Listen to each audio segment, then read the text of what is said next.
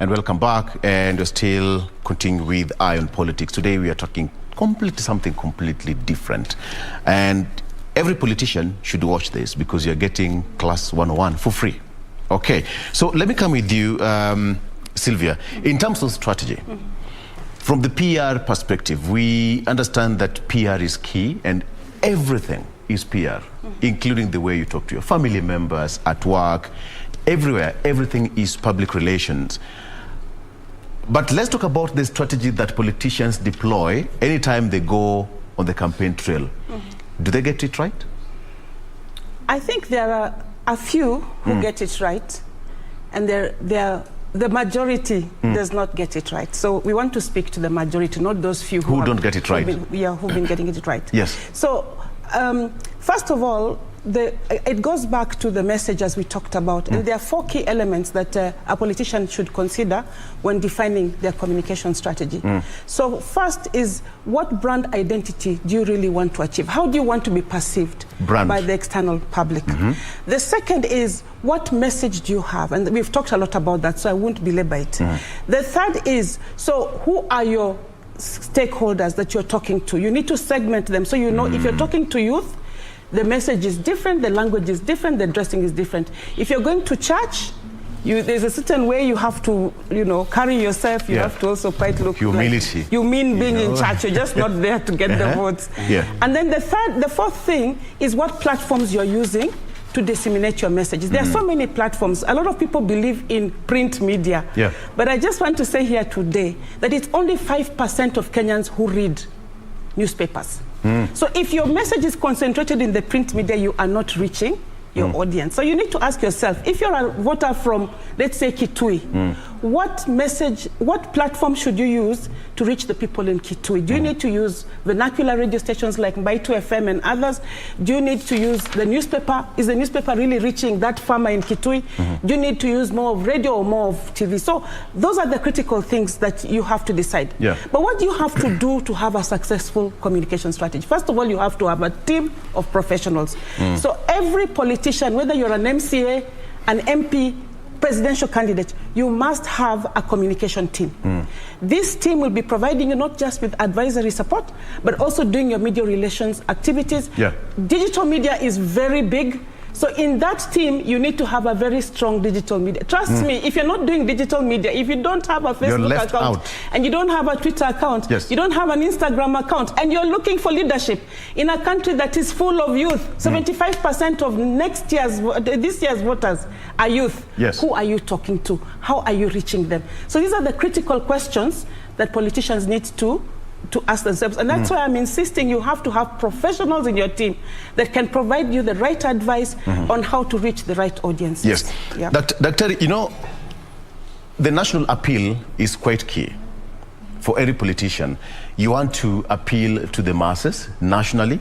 For example, the deputy president is yearning for being the CEO of this country, the president.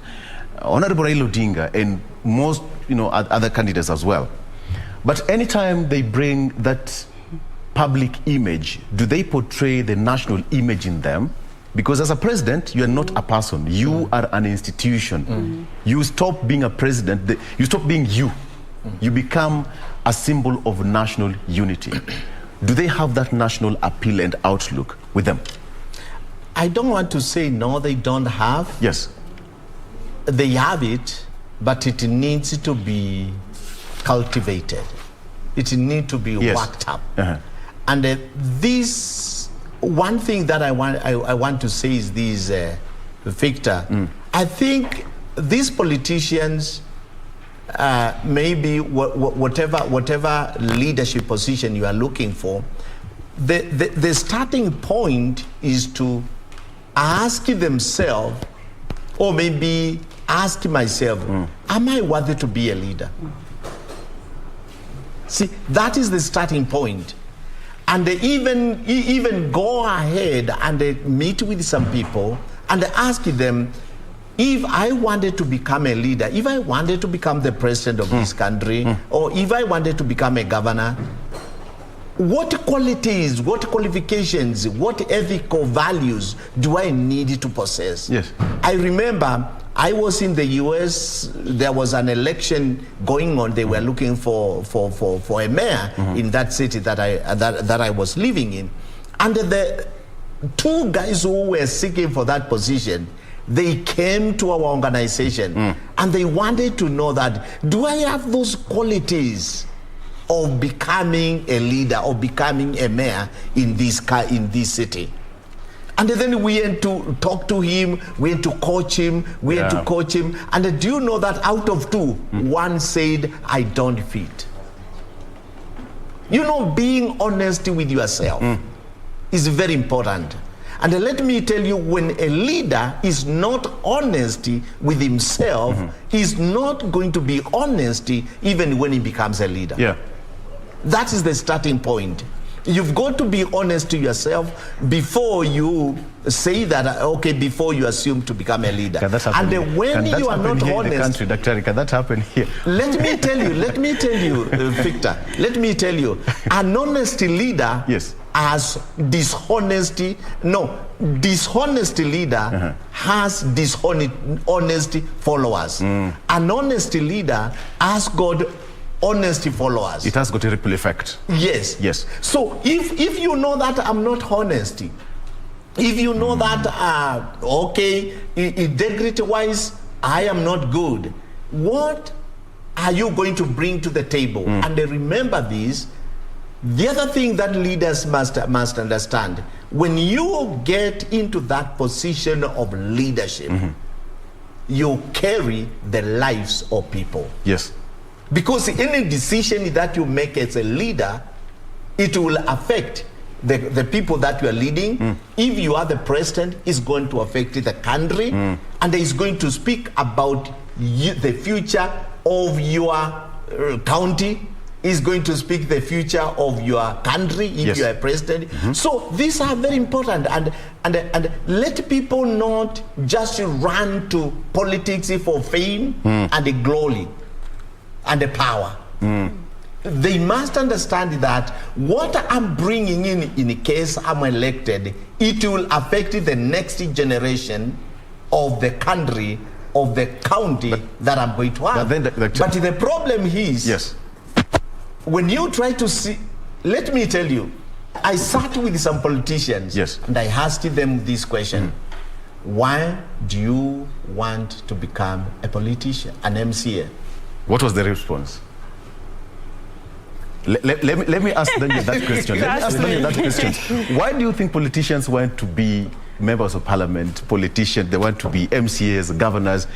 Is it for glory and fame, the way you said, right? Well, I think that could be one of the reasons. There is reality and ideal. The ideal is that we would want to have a crop of leaders who meet the threshold of Chapter 6 of the Constitution. The Integrity Act part of Integrity Act. And you know, it's not only Integrity Act. There's a number of clauses there that, you know, takes you through a process that ultimately you come out of it, you are qualified. I mean, by the context of that chapter, that you're a leader who, you know, have met that threshold. So here it is. Both practically and, you know, theoretically, Victor, when I aspire sometimes to go for a political position, and one of the things we were asked is to bring a lot of clearance certificates to meet Chapter 6 of the Constitution. You asked about your KRA, you asked about your, you know, health clearance, and from Ethics and Anti-Corruption Commission, and you even asked about your bank statement. You know, what this has is that when you are able, because, and I'm coming with the context because you ask us what then is the strategies. That is where I'm coming to. When Sylvia, for example, as a communication and, you know, public relations expert, you know, begin to advise me on how to package myself. Yes. Ultimately, after the vetting, because you see, the vetting comes from these institutions. What the political parties are asking you is that we can support your candidature after passing through these processes, so that you ultimately do not disappoint us when IBC will find out that you did not meet this threshold. And therefore, we have no other candidate, but we trusted in you. So you saw what happened to Mariga almost in 2019, when it was realized that this guy didn't meet all these qualifications. However much public relations officers tried to save the image of that candidate, it all boils down to the fact that many of the voters really realize that this is not the person that can lead us into this kind of leadership. But as you said, and this is why I want to be very honest, you know, for the purposes of information, that ideally, practically, remember what I said, you diverge from selling the manifesto. It is the electorate that makes you, because the moment you become telling them about what you want to be, you become boring on the platforms. Yes. Okay? Kenyans want to hear sometimes, and this is not what I advocate for, but it's happening. Kenyans would easily cheer you when you're controversial. Okay? Yes. Kenyans would easily identify with Babu Owino as opposed to other leader who is able to articulate very well the issues that the nations want to hear. So I think moving forward, Victor, and this is what I have said, that from a point of view as an electorate and as a leader, I think we must find their next year to tell Kenyans that choices have got consequences, and that when you are busy cheering leaders who has not met certain threshold, it is not going to work for you in 5 years to come. This is the effects of you not trying to sieve through and get the leaders that you want. So, lastly, I have seen something interesting taking shape in the political scene. All the politicians who are seriously, you know, appearing on public, appearing with their families. I think I have seen this. And it is a very interesting subject of conversation. Yes. Yeah. When Baba was launching Azimio, and when it was his time to speak, it is his wife Ida who said, I have given you. I release you on this. Gladys Wanga yesterday, for a long time, nobody knew who her husband was. And I'm saying this in context of strategy. Yes. That the people of Homa Bay yesterday witnessed that there is a gentleman behind the lady who wants to be the governor. You know, same to Honorable Musalia Mudavadi at Bomas. The family and the daughter actually had to give a speech. Yes. So probably with the expert who will make us understand this is actually what effect? What this effect is actually taking shape on the political scene. But also in few seconds, can we save the public from ignorance of the kind of leaders we elect by encouraging platforms where there will be sobriety and objectivity in terms of getting information? I am talking about when we are going to have presidential, you know, debates like we always have, would we cascade this to our members of county assembly? Yes. Yes. Could we? Yes. It is important. Would we cascade this where, and we must urge Kenyans that when we are members of county assembly aspirants appear, please avoid asking them for money first, because that there becomes a harvesting season. Yes. Where instead of listening to them, you'll wait for them at the gate first of all to sort you out before you listen to their manifesto. You've raised a very salient point, because in certain county, it's the locals who vet the next leader. Yes. In fact, they say a year to election, like, as we speak, they already know who's going to be the member of parliament, and they're okay with it. So anybody who is contesting, just know that your date was sealed, your fate was sealed, and that's it. It is the locals who vet all the aspirants. Yes. Let me bring you, Sylvia. What Daniel has talked about, the trend that we are seeing right now. What impact does it have when we see Honorable Raila Odinga parading the entire family? Yes. Start mentioning, this is my nephew from the other side, this one is the chain coming to this end. We've seen Gladys Wanga yesterday, of course. What does it have to the image of the public that you're trying to portray out there? Yes, so does it have any effect? So this is a strategy. Yes. It's not just by accident. It is actually as a communication strategy. What are they saying when they're parading their families? That I'm family oriented, I love my family, and this is the love I'm going to extend to the public. So it is actually a strategy, being able to show the leader as a family man or a family woman that you actually have a family and they are the ones behind you. So it's a very important message they are sending to the public, that I am a safe pair of hands because you can see my family. I'm a good family man, and that is going to translate. I just want to disagree with something that Daniel said, and this has to do with whether you can have issue-based politics or you always have to be controversial. So I want to say that yes, this is a practice that Kenyans, we love it when someone is mudslinging somebody, you know, but the truth is research, international, globally, research has shown that that negative messaging only works for the moment and doesn't actually appeal to the people in the long term. And I know we always say politics is global, but I want to give an example of when Trump went and talked down Biden's son. You remember the issue of saying that Biden's son was recused from the military because he had used cocaine. Do you remember that story? Yes. That story is actually what made Trump lose a lot of votes. Because at the bottom line is we like to hear negative stories, but when we reflect, we see you as that kind of person who is a negative person. So it doesn't necessarily bring in positive. I want to use the example of the Jubilee campaign, the last campaign. It was an issue-based campaign. These guys had like 7 points. And everywhere they watch, I challenge you to watch the president and the deputy president. They were making the same promises, the same message. So the issue of the computers, the issue of the what, at the end of the day, of course, some of those promises didn't come to pass. But it was a very issue-based campaign. They looked at the issues that affect Kenyans, the bread and butter issues. What Kenyans care about is the price of unga going to go down. Am I going to be able to take my children to school? Am I going to be able to go to hospital if I am sick? So they actually coined a campaign that addressed the issues that Kenyans, you know, are keen about. And everywhere they went, they gave the same message. I challenge you to watch those videos.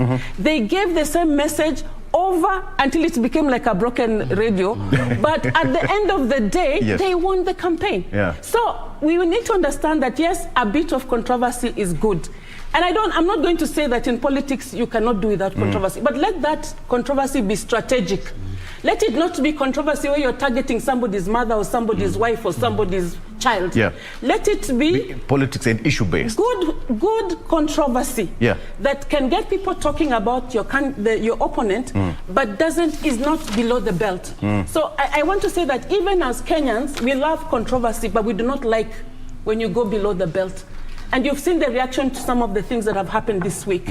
At the end of the day, we do not want people attacking people's mothers. We don't want people attacking us as wives. We don't want people attacking, you know, children. So as Daniel said, there's a code. You know, it's like the mafia, they have a code. Even in politics, there's a code. There's a line you should not cross. And when you cross that line, at that moment, the crowd cheers you. But when they go home and reflect, people listen to themselves. Yeah, they listen to themselves and say, this is not a good thing. And at the end of the day, it does not win points for you. You know, when you talk about leadership, Daktari, we usually compare, you know, oranges and bananas and see which is sweeter and which is sour and what have you. But at the end of the day, all of them are fruits. Now, let's come back to the vetting process. Something that Daniel raised. It goes about us, the voters, vetting our aspirants and seeing this one has good points, 3 or 4 or 5 points that perhaps he or she is planning to achieve once elected. Let me put it this way. Anytime you look at the politicians in their eyes or the leaders in their eyes, do they portray who they are? That is the question I ask themselves. And I ask myself, do they portray who they are? Who they are. And you know, I don't want to go to that, but there is something that you talked about, and it's something that I've been witnessing. I think, according to me, I see a failure or maybe something that is not done with the IEBC.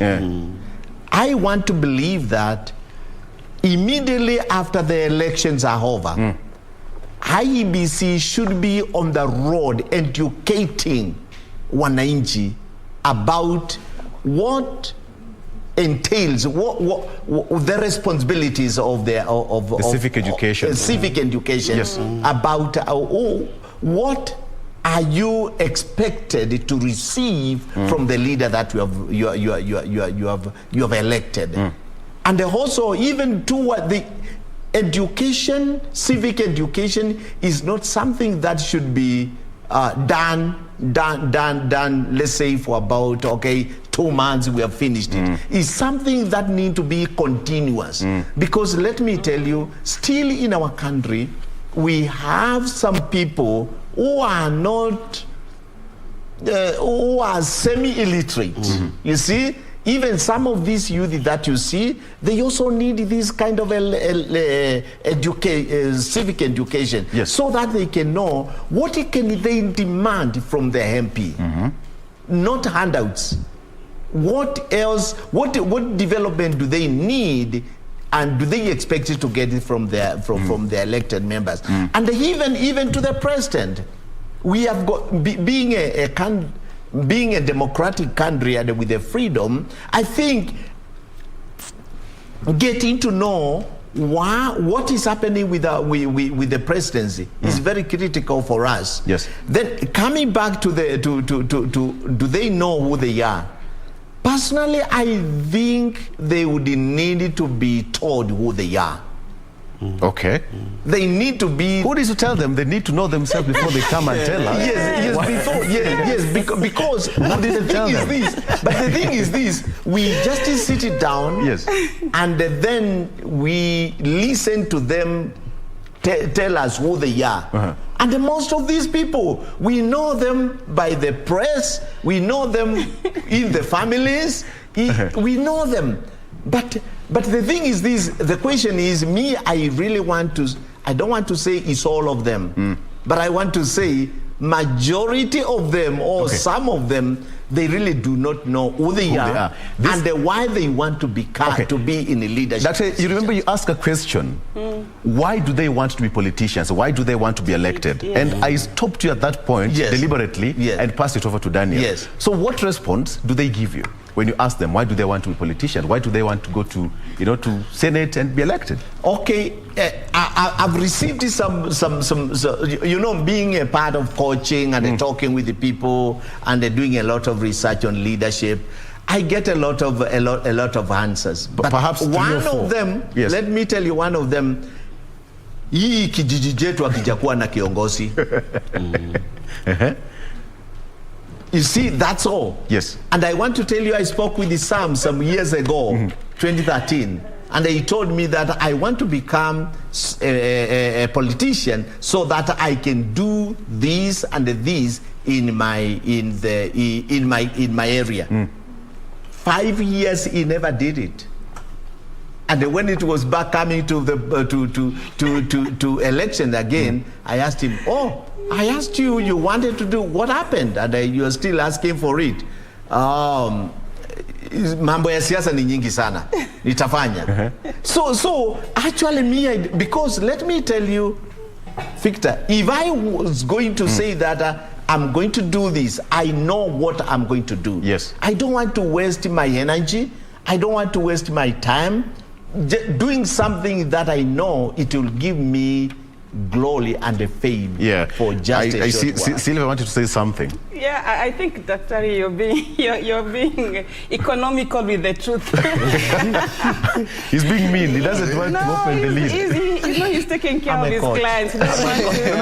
Perhaps his client is watching. The underlying reason, and the underlying reason is that people believe now there's a lot of money in politics. Yes. If you notice, a lot of people want to be governor. In fact, not many people want to be senator anymore. And the reason is because they have this belief that if you become governor, you're going to be rich, you're going to have access to money. So that is the sad thing about it, that instead of somebody telling you that they really have a change agenda, they really have the needs of the people at heart, they really want to make a difference, they will voice those things, but bottom line, a lot of our leaders believe that if you want to make money, the right place to go is into politics. And this is really, really sad. Yeah. And actually, that is the reason why somebody goes in, like he promises you he's going to make a difference, and as soon as he gets in there, you never hear from him again. So this is the wrong sort of motivation. Yeah. And that is what is making our politics so painful when you think about it. At the end of the day, you have all these leaders, and poverty in this country has gone up. People are going to bed without a single meal in a day. We have hundreds of children who cannot even afford the free education, and a lot of trouble across the nation. So this kind of thing where people don't know why they want to lead, they actually don't understand why they want to lead. Bottom line, they're motivated by the money. Yes. And that is where we're getting it from. Thank you. Daniel, allow me to shift gears briefly and talk about the issue of corruption and vetting, because you remember EACC said that they need to vet some of these candidates, but ideally it's not possible, because how many aspirants do we have? Most of the aspirants we have currently have gone through either court process, are still having pending cases in court, or they're still dragging the cases, but you know what? They're still going to find themselves in the ballot. So how do we as Kenyans vet these politicians and make sure that we sieve them and get the best come 9th of August? Actually, and I think I mentioned that because I've really realized that at the point of Kenyans deciding on who they elect, that is that is always where Kenyans should be very, very careful and participate. And even before you come to a point where you really want to vet, and I agree with what my colleagues talks about, like a country where political leadership is elevated more than other points of leadership. Victor, if you go in Scandinavian countries, some of these citizens do not even know who their president are. Even they don't care. Because at that point, the systems are working for them.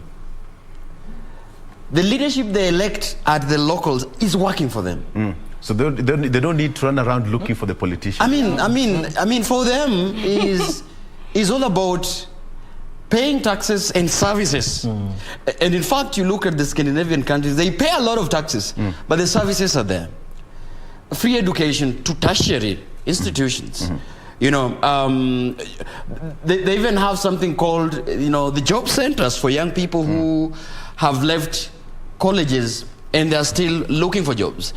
That they always report to job centers and they are taken care of. Housing.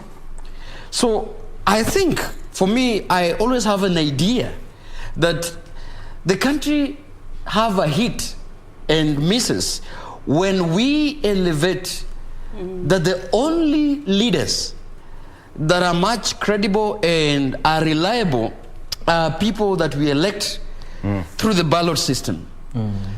We are forgetting we have business leaders within the private sector who are working so hard to keep the economy. To bridge the gap that the politicians have not done so well to bring policies that would create unemployment and employment as well. It's done by the private sector. Religious leaders are filling the gap by being the moral compass of the society. By telling the youth and other segment of society that while there is a conflict in the political leadership, the religious leaders can act as leaders to bridge that. Kenyans, their perception is always like, if you mention any leader, who then would you emulate? They will always tell you either member of parliament and a governor like Sylvia has talked about, or even the president. Not bad to have them as your role model. But the value that we overtouch with the political leaders is costing us as a country. And I think that is why I said it is important. I agree with what Dr. has talked about, and it is constitutional that the role of IBC, if you look through the Article 90 to 96, the role of IBC do not stop at the elections. The role of IBC do not stop at enhanced voter registration. It's a string of activities. It's a string of activities, continuous civic education. And Kenyans, the word civic education must be distinguished between civic education and voter education. Because then civic education is a holistic education, including the leadership that we are talking about here, including the value system, the principles of governance and value that is in the Article 10. So this is what I am telling you, that when now it comes to sieving the leaders, it must begin by Kenyans having the capacity. It is you. It is me. The capacity to sieve. Because then if we do not have, however much we have presidential debates, however much we have the governors' debate, however much we have the members of parliament, even to the MCAs, Kenyans would sit, they would listen, and at the end of the day, it is handouts at the gate. Because then the capacity to ask hard questions at that time is still low, because civic education before I'm asked hard questions by my director, let me take a break. Hard questions are coming on my ears. Let's take a break. We'll be right back to get our parting shots from our panelists here. We'll be right back.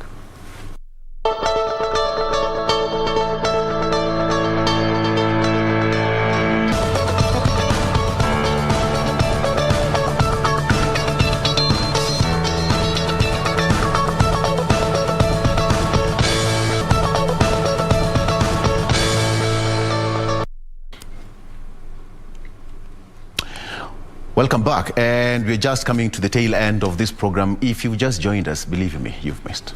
But don't worry, we'll have the entire link in our YouTube channels. You can have a rewind and watch what we've been discussing. If you're a politician, this has been a class 1-1 for you. So coming back, allow me to give you, as we're coming to the tail end, this is a time that we are going to expect to see a lot of money. Most banks are going to be busy. All right, most banks are going to be busy. What should you expect? It's all about nipe, nikupe. That's where we are. If you ask a politician, say, no, that's not what we are talking about. Starting with you, Sylvia. Yes, of course, we are Kenyans, we know what happens during political times, and it's very unfortunate, because it goes back to the issue we have been discussing, that we are not value-focused, we are not issue-focused in our politics. But perhaps this is a chance to change it. We expect, of course, that during this season, a lot of money will be exchanging hands.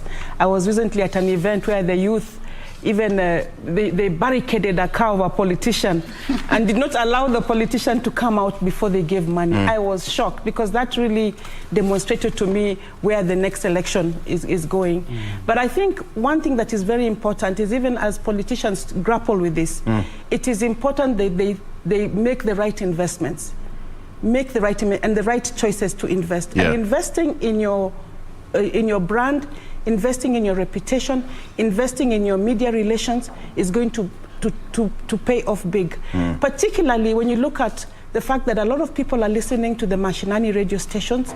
You must ensure that you are investing in your mashinani radio stations, and at the same time ensuring that you're sending the message of what it is that you stand for.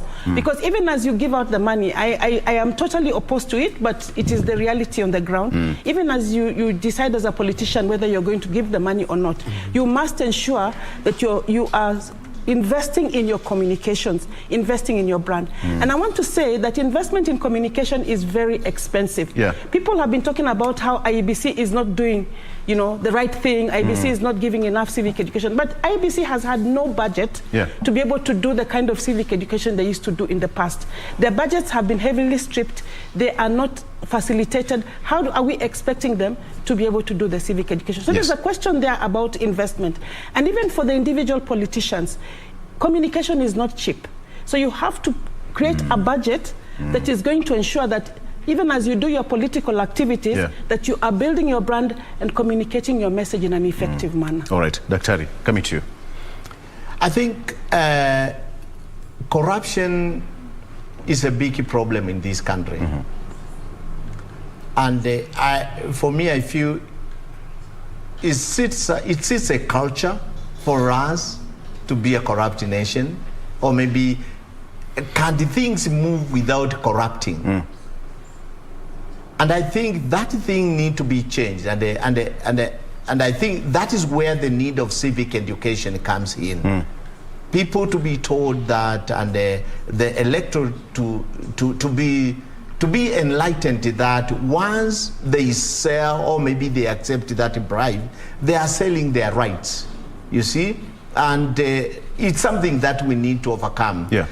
So what do these politicians need to do? Personally, I feel that they need to know that they are leaders, and they need to ask themselves, what kind of a leader am I coming to become? Yes. And what kind of a legacy am I going to leave after the 5 years or maybe 10 years or how many years maybe you'll be elected?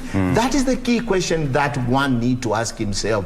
What kind of a legacy? Am I going to leave a legacy of corruption? Yes. Am I going to leave a legacy of a free society where I fought corruption? Yes. Where I did not give money to become a governor, to become an MP, to become an MCA, where I went and sought my ideas, my manifesto, what I want to do to these people. And in order for them to become, to achieve this, personally, I feel that they need coaching. They need coaching. And this is something that I want to reiterate again. I'm willing to help our politicians come from being a good leader to a better leader. Good leader to a better leader, right? Yeah, so that they can at least leave a legacy that actually when they leave out, awatakuwa kitukanwa. I passed by and I heard the youth saying that huyo ni mukora, huyo hatuwezi tukamchagua this time. You see that kind of a legacy they are leaving behind, and when you ask these people, why are you not going to elect him, they will count so many things that they did not do, they promised to do. So I think the bottom line for this politician is to ask themselves, what kind of a legacy am I going to leave? And in order to achieve this, I personally feel there is a need for coaching to communicate their messages well, and to be able to sell their manifesto. Thank you, Dr. Daniel, your parting shot, Kelly? My parting shot is that we, even as we talk about corruption, we have realized that there is no any definition of corruption, even in your own ethnic language. How do you call corruption? Asoya. You see, you're saying by the act of giving money, that is not corruption. In all these languages, 42 or 45 languages we have in this country, there is, if you ask them, could you just mention corruption in your language, they would say something that is in the act, not really that word. So I was challenged by, even as in the context, when you are taken to the corridors of justice to answer questions of corruption, they will not mention corruption. They will charge you with economic crime, okay? Not corruption. So one of the things that the lacuna, you know, the gap that we have as a country is, can we agree generally as a citizens of Kenya, then what is this corruption? Then, okay? Because I believe is the ultimate. Even as you define it, you'll say it's an economic and social crime. Somebody will say, even the tenets of it is that there was nepotism before corruption. You know, there was bribery and then corruption. So we must agree as Kenyans, even as we go to election, what is this word? How do we do it? And what is exactly how to deal with it? And that would mention. Thirdly, before I conclude, you know, we are struggling with the Election Campaign Finance Act. Okay? Where to put a cap. IBC has struggled so much to put a cap.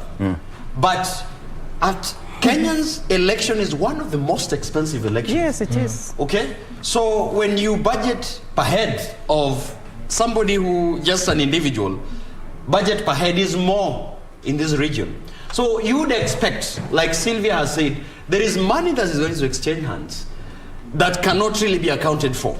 Because then we do not have a regulation that tells you that there is a ceiling you really have to spend. If I want to become a member of county assembly and I'm being told the least you can use is 3 million, I don't have 3 million. Where do I get 3 million? Is now to involve myself in corruption. Is to align with a governor who is corrupt. Is because I'll find a way of getting to be elected with the money that I don't have. And finally, what is the effect of that? That immediately you elect me and you are asking me for handouts. I will switch off my phone after the elections. Give me 1.5 years to recover. Yes. And that one is detrimental to service delivery. That is detrimental to leadership and accountability. And that is detrimental to anything, governance in this that we have. Yes. So I think these are the things that we need to talk about boldly as we elect our leaders. And that's why I say, do Kenyans have the capacity? Lastly, I think I wish for the lovers is Happy Valentine's Day. And for our media in the fraternities, Happy Radio's Day. And I think as a country, we get to watch election as well. All right. Okay. The reason why I finished with that aspect of corruption is that right now money is going to exchange hands, and it's going to be all over. So people have come up with different ways of how you can stop corruption, the bribery. Daniel has distinguished corruption and bribery. So this is where it's going to be. So people have devised several methods on how to stop corruption. Some people have come up with videos, YouTube channels, where you video people taking corruption, you upload them there. It's called the Wall of Shame. And it's doing marvelous. And some of the politicians right now are quite wary of people with mobile phones in rallies, ukionekana na simu and what have you. So you take a photo, take a video, post it there, and this is how we are going to clean this country even as we move towards an election. Whatever Daniela said, it's Valentine's Day. We only have one lady. I think it's, for us men, we just wish her happy Valentine's. Thank you. Thank you. Sylvia. Thank you very much. Thank you. Thank you. Okay. That's where we leave it at this particular point. But up next is one amazing Professor Romanus Odhiambo coming up talking about issue to do with state of higher education in Kenya with the Jane Wamboi after this break.